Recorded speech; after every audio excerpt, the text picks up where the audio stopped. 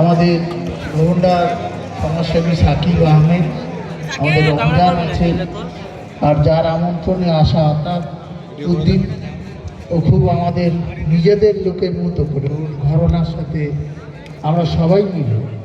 এছাড়াও আপনারা যারা খেলার মাঠে উপস্থিত আছেন তাদের আমি ধন্যবাদ জানাই। পবিত্র ঈদ আমরা পালন করেছি, তারপরে এখনও তার একটা রেশ আছে। আমি একটা জায়গায় আসছিলাম, আসার পথে দেখলাম সেখানে কিরাত হচ্ছে। এখানে তেমনি যেমন ফুটবল খেলা হচ্ছে। ফুটবল খেলা আমাদের অনেক বেশি শরীর বডি কন্ট্যাক্ট গেম, এবং এই খেলার মধ্যে দিয়ে অনেক বেশি মানুষের কাছে পৌঁছানো যায়। কিন্তু আমাদের দুর্ভাগ্য, আপনারা দেখবেন 1,80,00,000 দেশ ক্রোয়েশিয়া বিশ্বকাপ খেলে আর 140 কোটির ভারত খেলতে পারে না।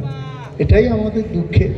আমরা নিশ্চয়ই চেষ্টা করব এই ধরনের খেলাধুলোর মধ্যে দিয়ে নতুন প্রতিভা তৈরি করা, এবং সেই প্রতিভার মধ্যে দিয়ে যাতে ফুটবল একটা জনপ্রিয় খেলা, যে খেলা কেউ কোনো খেলা না পারলেও ফুটবলে একটা লাথি সবাই মারতে পারে।